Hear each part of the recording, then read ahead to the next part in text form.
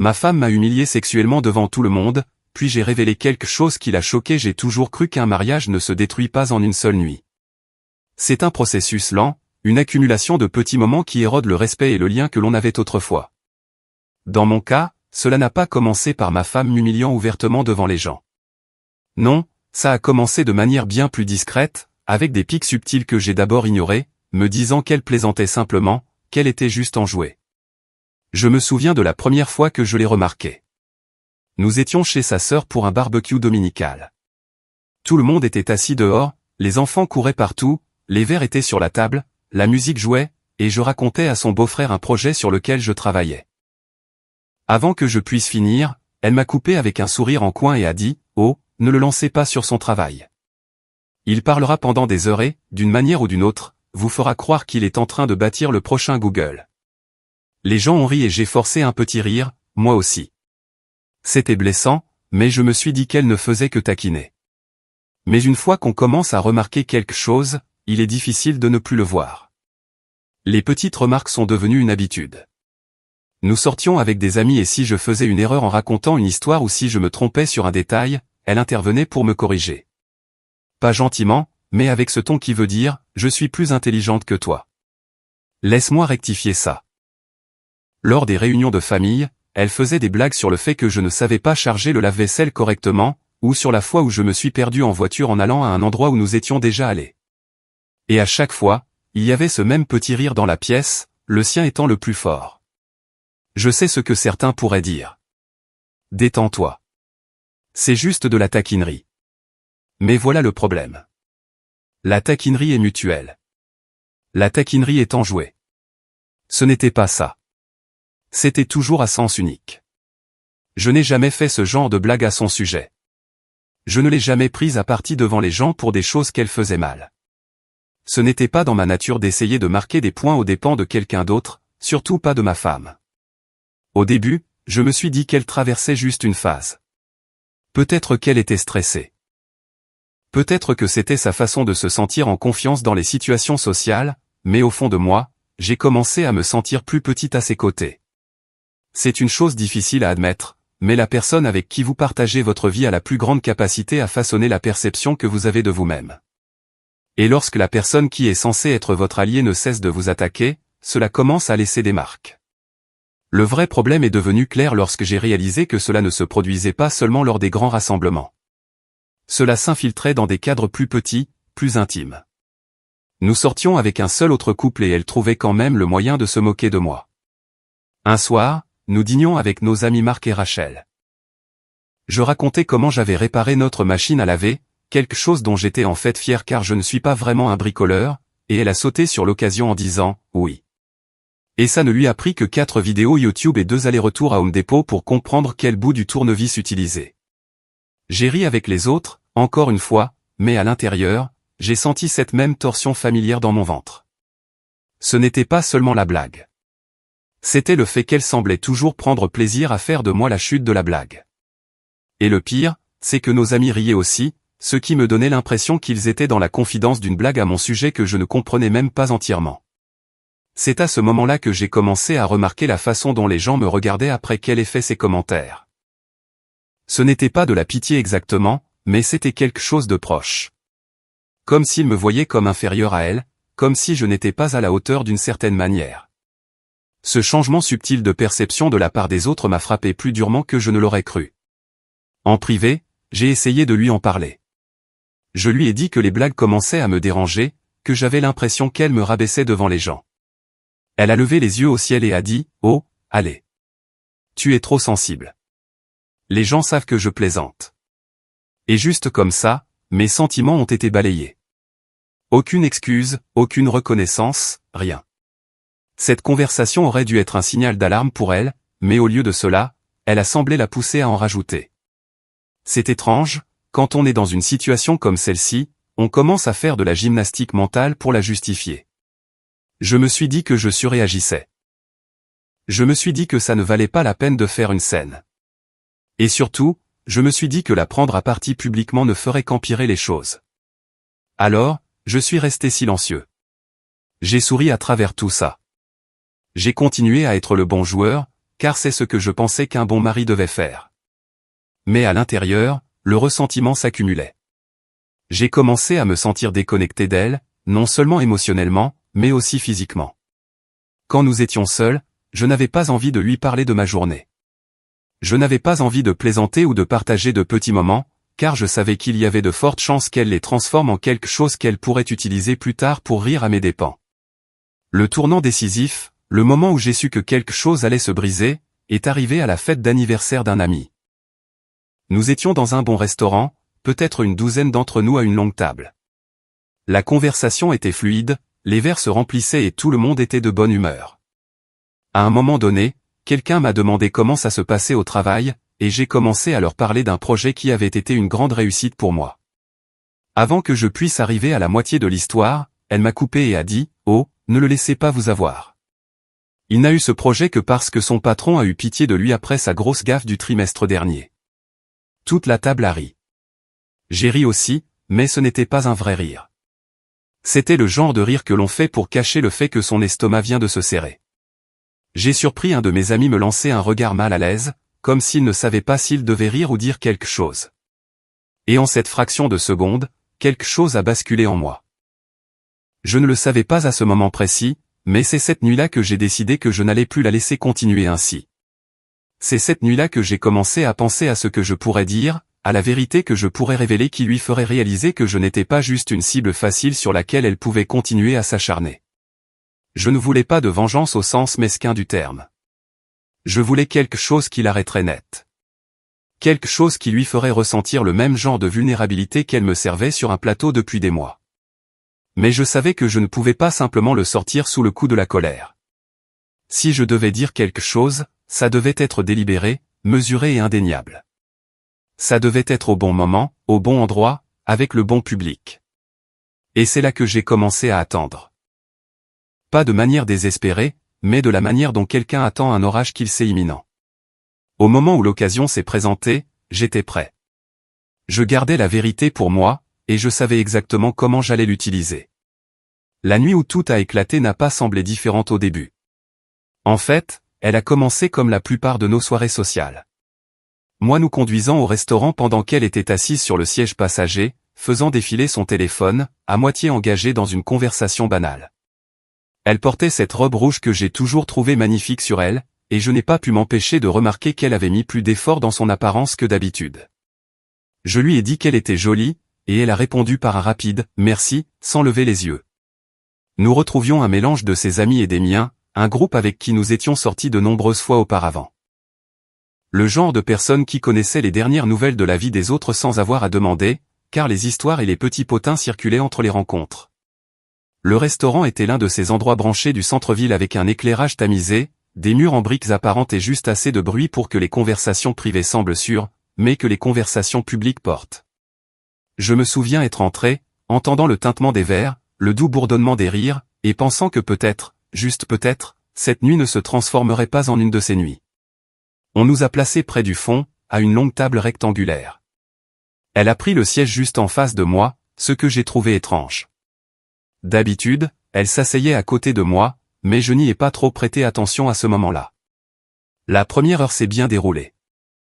Les boissons sont arrivées, les apéritifs ont été partagés et les gens échangeaient des nouvelles sur le travail, la famille et des histoires diverses. Je suis resté engagé, j'ai ri aux moments appropriés et j'ai même raconté une courte anecdote sur quelque chose qui s'était passé au bureau cette semaine-là. C'est alors que c'est arrivé. De nulle part, la conversation a dérivé vers le mariage, plus spécifiquement sur les manies et les habitudes dans les relations. Un des gars a mentionné que sa femme détestait qu'il laisse les portes des placards ouvertes.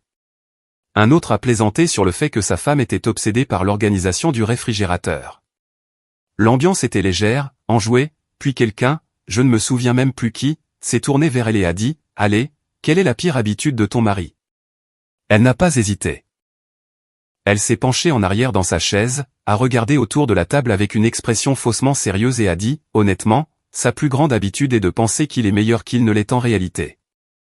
C'est comme si les mots m'avaient frappé au ralenti. Les rires autour de la table ont fusé instantanément, vifs, forts et complètement non filtrés.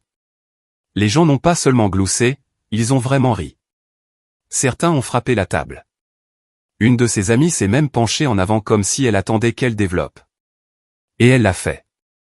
Elle a commencé à énumérer des exemples, tous exagérés ou déformés, sur la façon dont je me vanterais supposément de petites réussites, comment j'agirais comme si je savais tout et comment je ne pouvais pas admettre quand j'avais tort. Elle était en pleine performance maintenant, se nourrissant de l'attention. J'étais assis là, mon verre à la main, mon visage probablement indéchiffrable pour quiconque ne me connaissait pas bien. Mais à l'intérieur, je sentais quelque chose basculer, non pas de manière bruyante et colérique, mais de manière froide et absolue. Ce n'était plus de la taquinerie. C'était un assassinat de caractère public en règle, et elle y prenait plaisir. Ce qui rendait les choses pires, c'est qu'elle le faisait d'une manière qui la faisait paraître spirituelle et sûre d'elle, tandis que j'étais positionné comme l'imbécile inconscient. Je pouvais voir l'effet que cela avait sur les autres. Même les gens qui m'appréciaient riaient, non pas parce qu'ils me détestaient, mais parce que c'est ce qui se passe dans les dynamiques de groupe. On rit avec les autres pour ne pas être celui qui détonne. Dans des moments comme ça, votre esprit va vite. Une partie de moi voulait se lever et partir sur le champ. Une autre partie voulait répliquer avec quelque chose d'aussi cinglant. Mais je savais que tout ce que je dirais à ce moment-là, dans cet état émotionnel, me ferait juste paraître sur la défensive ou mesquin. Alors, au lieu de ça, je me suis simplement adossé, j'ai siroté mon verre et je l'ai laissé continuer. Je l'ai laissé penser qu'elle avait le contrôle. Parce que ce qu'elle ne savait pas, ce que personne à cette table ne savait, c'est que j'étais assis sur quelque chose depuis des semaines. J'avais découvert quelque chose sur elle récemment, quelque chose qui expliquait beaucoup de choses sur son comportement, la froideur, les petites piques. Et je n'en avais parlé à personne. Ni à elle, ni à un ami, ni même à mon frère. Je le gardais précieusement, attendant. Et maintenant, en la regardant tenir la vedette à cette table, se moquant de moi comme si c'était son numéro de stand-up personnel, j'ai réalisé que c'était le moment que j'attendais. C'est drôle, quand on sait qu'on a le dessus. On n'a pas besoin de se presser. On n'a pas besoin d'élever la voix. On peut juste attendre l'ouverture parfaite. Et cette ouverture est venue quand un de mes amis, essayant peut-être d'adoucir le coup, a dit « Allez, mec. Tu dois bien avoir quelque chose sur elle aussi. Quelle est la pire habitude de ta femme ?» Il y a eu une pause à table, tous les yeux se sont tournés vers moi. Elle a eu un sourire en coin, confiante que je dirais soit quelque chose de banal, soit que je me ridiculiserais. J'ai pris mon temps, posant lentement mon verre, et je l'ai juste regardé un instant. Pas en colère, pas souriant, juste en la regardant. J'ai dit, vous savez, je pourrais répondre à ça, mais je pense qu'il vaut mieux que je vous montre à tous, parce que parfois la vérité est plus intéressante que les blagues. La table est devenue silencieuse. Elle a ri maladroitement, essayant de balayer ça d'un revers de main, mais je n'ai pas ri en retour. J'ai mis la main dans la poche de ma veste et j'ai sorti mon téléphone. J'avais les preuves, des textos, des photos et assez de contexte pour que ce soit indéniable. Mais je n'ai pas tout déballé là, tout de suite. Non, j'ai simplement mentionné un seul détail que je savais la glacerait sur place. J'ai dit, disons simplement que pendant que je travaillais tard et que je faisais vraiment mon travail, quelqu'un a passé beaucoup de soirées dans des endroits qui ne sont pas la salle de sport, comme elle le prétendait. Son visage a changé instantanément. Le sourire en coin a disparu. Elle a ouvert la bouche comme si elle allait parler, mais rien n'est sorti. Quelques personnes à table l'ont regardée, confuses, puis se sont retournées vers moi. Le silence s'est étiré, épais et lourd. C'est là que j'ai su que j'avais le contrôle de la pièce. Non pas parce que j'avais crié, non pas parce que j'avais répondu à ces insultes par des insultes, mais parce que j'avais lâché juste assez de vérité pour changer complètement la dynamique du pouvoir. Je n'ai pas insisté davantage ce soir-là. Pas devant tout le monde. Je voulais que la graine soit plantée, la curiosité dans leurs yeux, le doute dans les siens. C'était suffisant. Elle pouvait rester avec ça. Et alors que je me rasseyais sur ma chaise, sirotant la dernière gorgée de mon verre, je pouvais sentir que l'air avait changé. Les rires avaient disparu, remplacés par cette tension gênante qu'aucune conversation de remplissage ne peut dissiper. Le trajet de retour cette nuit-là fut exactement ce que vous imagineriez après quelque chose comme ça. Silencieux, mais pas paisible. Elle ne m'a même pas regardé quand nous sommes montés dans la voiture, fixant simplement la vitre du côté passager, les bras croisés fermement, sa respiration courte et rapide. Je ne me suis pas pressé de combler le silence. En fait, je m'en suis imprégné. Parfois, le silence en dit plus que les mots ne le pourront jamais. À mi-chemin, elle a finalement parlé. Qu'est-ce que ça voulait dire, tout à l'heure? Sa voix était sèche, mais en dessous, je pouvais entendre quelque chose que je n'avais pas entendu de sa part depuis longtemps. L'incertitude. J'ai gardé les yeux sur la route. Tu sais exactement ce que ça voulait dire. Elle s'est tournée vers moi, son ton passant en mode défensif. Tu déformes les choses. Tu essaies de me faire passer pour la méchante devant tout le monde parce que tu ne supportes pas une blague. Ce mot, blague, m'a frappé comme une gifle. J'ai garé la voiture dans une rue latérale tranquille, je me suis tourné pour lui faire face et j'ai dit, une blague, c'est oublier la chute. Une blague, c'est trébucher sur ses propres lacets. Ce que tu me fais depuis des mois, ce ne sont pas des blagues. C'est me rabaisser devant les personnes même qui étaient censées me respecter. Et tu pensais que tu t'en tirerais parce que je ne riposterais jamais. Mais ce soir, je l'ai fait. Elle a essayé de soutenir mon regard, mais ses yeux ont vacillé. Ce mouvement rapide et nerveux qui se produit quand quelqu'un sait que la vérité est sur la table. Quand nous sommes rentrés, je ne suis pas entré en trombe ni n'ai claqué de porte. Je suis allé directement à mon bureau, j'ai sorti mon téléphone de ma poche et j'ai ouvert le dossier que j'avais gardé, des captures d'écran, des photos, des messages, tout sauvegardé et daté. Le truc, c'est que lorsque j'ai découvert sa trahison pour la première fois, je ne l'ai pas cru. J'avais trouvé quelques messages tardifs sur son téléphone des semaines plus tôt. Coquet, suggestif, certainement pas de nature amicale. Au début, j'ai pensé que c'était peut-être une stupide recherche d'attention en ligne. Mais ensuite, j'ai commencé à faire attention. Ces soirées à la salle de sport duraient plus longtemps. Elle rentrait avec les cheveux encore humides, non pas de la douche, mais de la sueur. Et il y avait de petits changements, de la nouvelle lingerie qu'elle ne portait jamais avec moi, des blagues privées qu'elle n'expliquait pas, son téléphone soudainement verrouillé par un mot de passe que je ne connaissais pas. J'aurais pu la confronter à ce moment-là, mais une confrontation en privé se serait terminée comme toutes nos autres disputes, elle retournant la situation contre moi, prétendant que j'étais peu sûr de moi ou paranoïaque. Alors, je suis resté silencieux. J'ai rassemblé des preuves. Je me suis assuré que si jamais je parlais, on ne me balayerait pas d'un revers de main. Et ce dîner, c'était mon point de rupture. Non pas à cause des mots qu'elle a dit, mais parce qu'elle avait l'air si à l'aise en le faisant, comme si elle se pensait intouchable. Le lendemain matin, j'ai fait le café comme d'habitude. Je n'ai pas évoqué la veille. Je ne lui ai pas donné la satisfaction de savoir si j'allais agir ou non. Mais vers 10 heures, j'ai envoyé un seul message groupé à elle, sa sœur, sa meilleure amie et 2 des personnes du dîner. Il disait, puisque nous sommes apparemment tous à l'aise pour discuter de la vie privée des autres en public, j'ai pensé que vous devriez tous avoir une vue d'ensemble. Puis j'ai joint une série de captures d'écran. Rien d'obscène, mais assez pour faire passer le message. Ces messages avec lui, les surnoms aguicheurs, les « quand est-ce que je peux te revoir ?» tard le soir, et les textos « j'ai hâte que ta femme dorme ».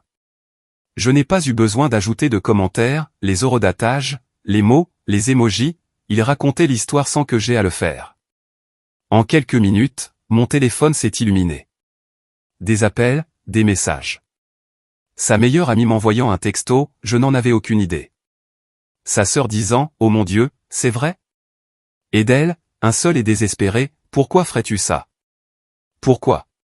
Parce que pendant des mois, elle m'avait lentement démoli devant les gens que nous connaissions. Parce qu'elle avait parié sur l'idée que je ne me défendrais jamais. Et parce que lorsqu'elle m'a humilié dans ce restaurant, elle m'a donné le public parfait pour m'assurer que la vérité frapperait fort. Elle a déboulé dans mon bureau, téléphone à la main, les larmes coulant déjà. « Tu as ruiné ma vie », a-t-elle crié. Je suis resté assis, plus calme que jamais. Non, j'ai juste arrêté de te laisser ruiner la mienne. Elle a alors essayé de négocier, d'expliquer que ce n'était pas sérieux, qu'elle n'avait pas toute sa tête. Elle m'a lancé toutes les excuses possibles, la solitude, l'ennui, le besoin d'attention. Je l'ai laissé parler, et quand elle a eu fini, je lui ai dit que peu importait qu'elle ait couché avec lui 1 fois, 10 fois ou jamais. L'intention suffisait. Le manque de respect suffisait. Et c'était tout. J'ai fait un sac cet après-midi-là et je suis parti. Non pas pour la punir, non pas pour qu'elle me poursuive, mais parce que j'en avais fini de vivre dans une maison où j'étais la chute de la blague. Les retombées ont été exactement ce à quoi on pouvait s'attendre. Certains amis ont pris leur distance avec elle. D'autres sont restés neutres, mais la voyaient certainement différemment. Sa famille, ceux qui avaient ri avec elle à certaines de ses blagues, devaient maintenant vivre avec le fait que ces blagues venaient de quelqu'un qui vivait un mensonge. Des semaines plus tard, j'ai appris par des bruits de couloir que le type avec qui elle parlait l'avait complètement ignoré. Apparemment, il voulait le frisson, mais pas le drame.